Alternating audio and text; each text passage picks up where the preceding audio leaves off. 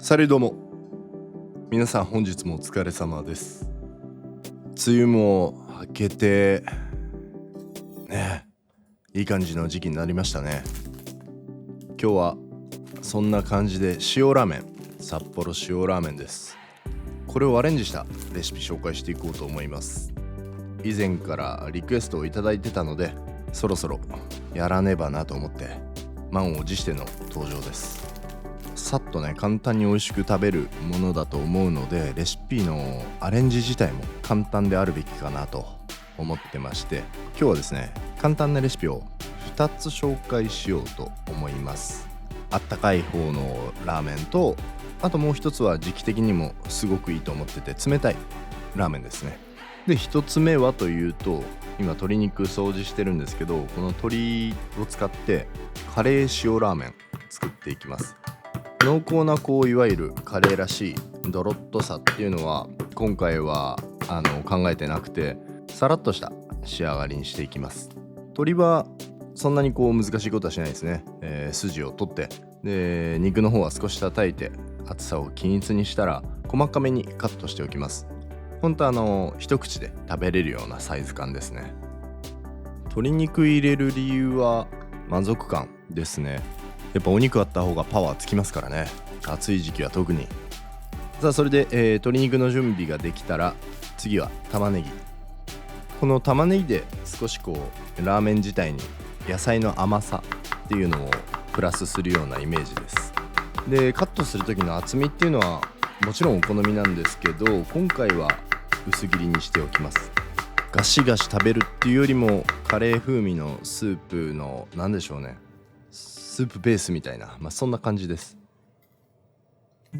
あとニンニクはみじん切りにしましょう。こういう動画で札幌塩ラーメンのアレンジとかを今やってるじゃないですか。でね、そういう時に結構聞かれるのが、シェフってインスタントラーメン食べるんですかっていう、ことなんですよ。インスタントラーメンに限らずね、ジャンクフードだったりファストフード的なものなんですけど、もちろんそのシェフによっていろんな方いらっしゃるんで一概には言えないんですけど、僕はですよ、普通に食べますね。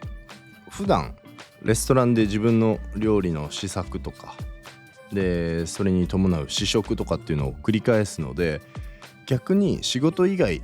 のケースで割と素朴なものだったり、ジャンクフードとか、ファストフードっていうのを食べたくなる時っていうのが結構あったりするんですよね。休日とかもそういった、いわゆるすごく手が込んだ料理っていうのを食べ続けてたりすると、口に入れる料理のトーンがずっと同じになっちゃうというか、やっぱそういうのもあって、仕事ではない食事の楽しむ時間みたいなのは本当にさっと食べれるものとかですね。もちろんそればっかりじゃないですけど、何が言いたいかっていうと、普通に食べますよということです。はい、で今鶏肉を焼いてて、身の方から軽く焼き固めてから皮焼いてます。家にね、ローズマリーがあったんで、ローズマリーもちょっと刻んで、香り付けに足したんですけど、ないっていう方はもちろん必須ではないですから、ただ使いやすいものとして乾燥ローズマリーとかあれを常備している方、つまり私んちちょうどローズマリーあるわっていう方はね、ぜひ使ってみてください。はい、鶏肉を引き上げて、その鶏肉のね、香りとか旨味がまだフライパンにこびりついてますから、これを玉ねぎでこそげ落としていくような、そんなイメージで炒めましょう。でここは焼き色つけたいとかそういうわけではないので、中火でしんなりしてくるぐらいがちょうどいいと思うんですよね。水分が出て玉ねぎの辛みが抜けてっていうところですね。でまた今ちょっとローズマリー玉ねぎの方にも加えたんですけど、これもさっき言った通りです。割といい感じにね、くたっとしてきましたね。そしたら塩ラーメンも開けて準備しておきましょう。もうここからは早いですからね、さささっと作っていきます。まずはカレー粉、これを玉ねぎにすり混ぜるようなイメージです。ちなみにカレー粉は何でもいいです。お好きなものを使ってください。でもうパウダーになってるカレー粉ですから、あんまりね炒めなくていいです。もうカレー粉になってる状態だと焦げやすい、焦げの風味がつきやすかったりするんで、全体にさっとすり混ぜたら塩ラーメンの、スープの素入れて、でお湯で溶いていきます。これでさっき炒めてた玉ねぎとあと水分をちゃんとなじませていきますね。一煮立ちしたところで麺を加えて鶏も戻します。鶏はねまだ完全に火が入ってる状態ではなかったので、このスープの中でしっかりと火を入れていきます。で人によってはねこうプリッとした鶏肉の状態で食べたいっていう方もいると思うので、そういう場合は仕上がる30秒前ぐらいに入れてもいいかもしれないですし、僕はね結構こういう時は火がしっかりと入ってる状態っていうのも好きなので、煮込んでなんとなく全体に馴染みやすいような状態にすることもあります。で割と重要かなと思ってるのがこのスープの量で、スープの中で麺を茹でるので麺から小麦が溶け出してほんの少しだけこうちょっとソースっぽくなるというか、とろっとするような感じですね。ほんのちょっとだけ、これが最低限麺にスープが絡まる感じがしていいかなと。これ以上濃くなるとちょっとドロッとしすぎだし、これよりも薄いとちょっとサラッとしすぎかなと思うので、これが完璧なんじゃなかろうかと勝手に思ってます。いきます。あ、うまそう。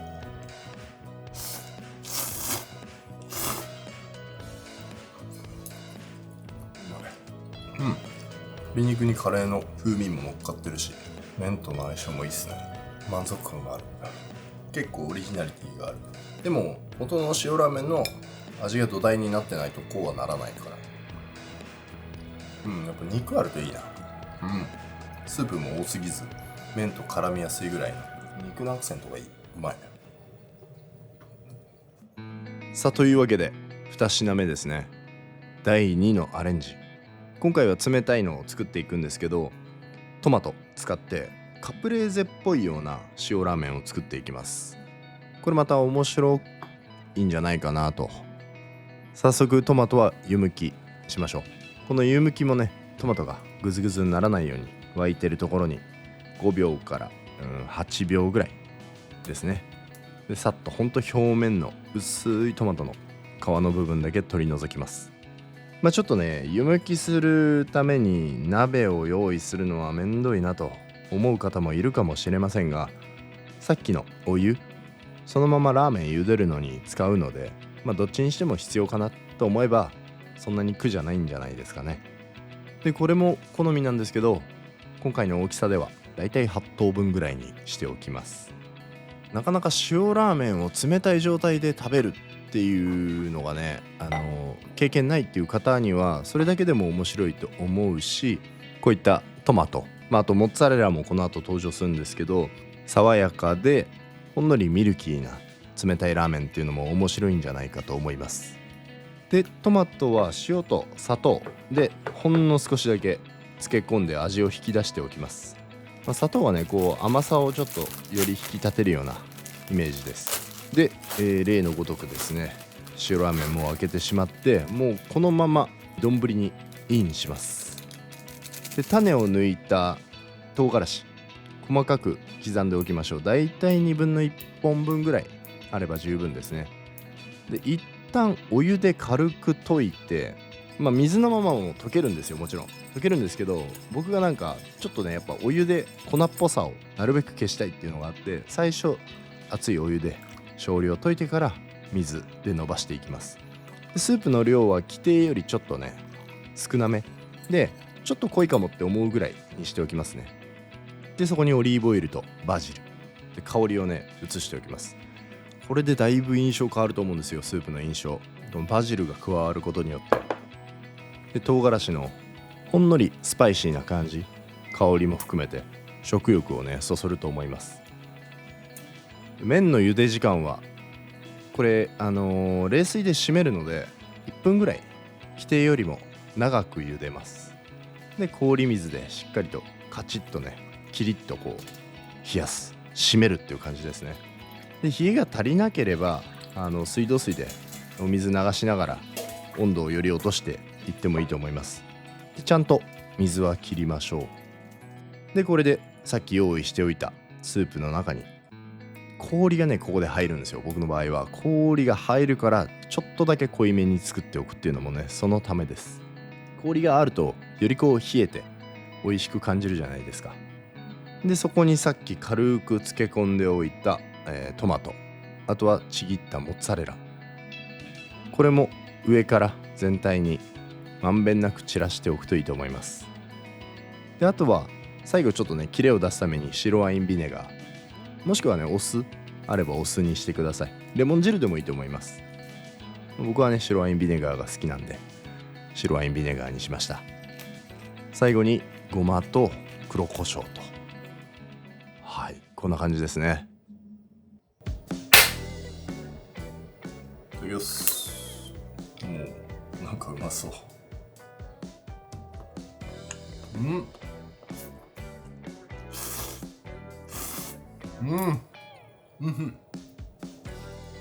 うまいぞ。やっぱこの時期はねこれだな。この時期これっすよ。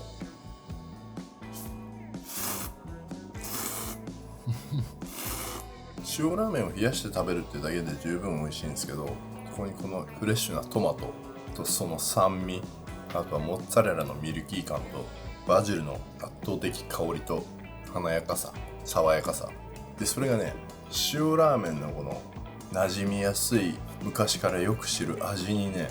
いい具合のリズムをくれる感じがしますね。ちょっと唐辛子入れてるのがねまた効いてんですよね。お酢の酸味もめちゃくちゃいい。これはいいぞ。ディモールトいいぞ。これどっちもいいっすよね。最初紹介したのもスパイシーな辛み、夏にはすごくいい。2発目はひんやりと酸味があってまた全然表情違うから、どっちもいいけどどっちがいいんだろう。そんなわけで札幌一番塩ラーメンのアレンジレシピでした。表情お互いね全然違いますから、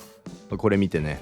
こっちやってみたいなっていうのがあったらぜひ参考にしていただけたらと思います。あとは他にもこんなレシピ紹介してほしいっていうのがあったらぜひコメントください。それじゃあまた次回の動画でお会いしましょう。アビアント。